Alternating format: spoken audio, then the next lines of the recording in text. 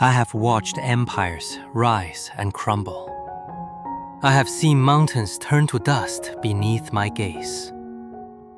I have witnessed the birth of stars and the death of gods.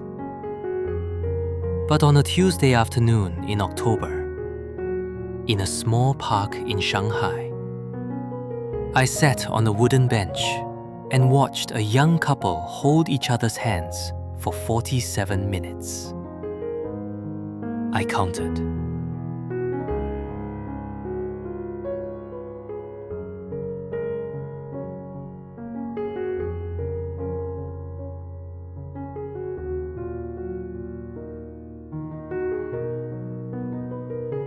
I had not intended to sit there. I was passing through the city, observing as I sometimes do, when I noticed the bench. It was unremarkable, the kind of wooden seat that mortals build and forget about, the kind that no one will remember in 100 years. I sat down. Across the path from me, perhaps 15 paces away, they were already there. A young man and a young woman. He was wearing the kind of jacket that mortals call denim. She was wearing a long pale coat that the autumn wind kept moving around her ankles. They were holding hands. This in itself was not remarkable. I have seen mortals hold hands for 10,000 years. It is among the most ordinary of their behaviors. But I sat down and I began to watch. The first thing I noticed was that he adjusted his grip.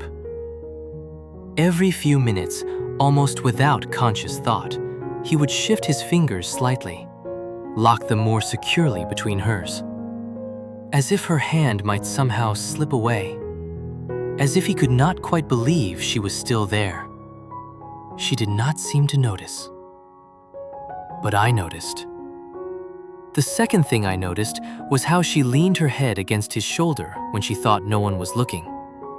A small, unconscious movement, the kind of gesture that costs nothing and means everything. And the third thing I noticed, this was the thing I could not stop noticing, was the small smile that came to her face every time she did this. A smile she did not know she was making. A smile that was for no one but herself. I have been worshipped by armies. I have stood before kings who fell to their knees in terror at the sound of my voice.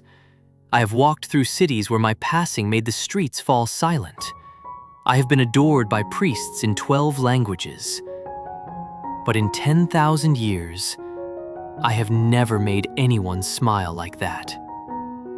I have never been the reason that someone's hand needed adjusting every few minutes, as though letting go would be too great a loss to bear. I have never been the shoulder upon which a head was laid in unconscious trust. I have never made anyone smile without their knowing they were smiling.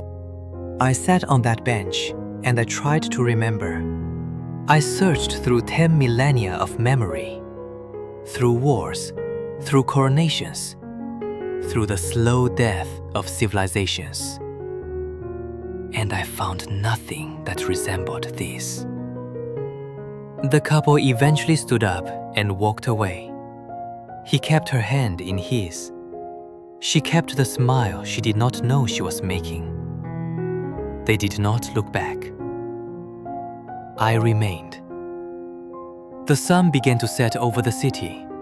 The streetlights came on, one by one, like very small stars trying to remember how to shine.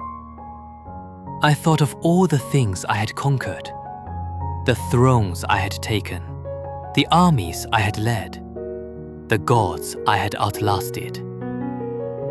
And I wondered, for the first time in 10,000 years, whether I had ever truly won anything at all.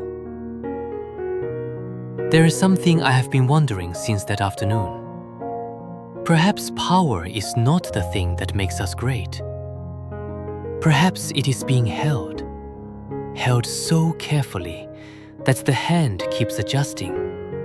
That is the only thing that has ever mattered. I will tell you another memory soon. The Cursed King.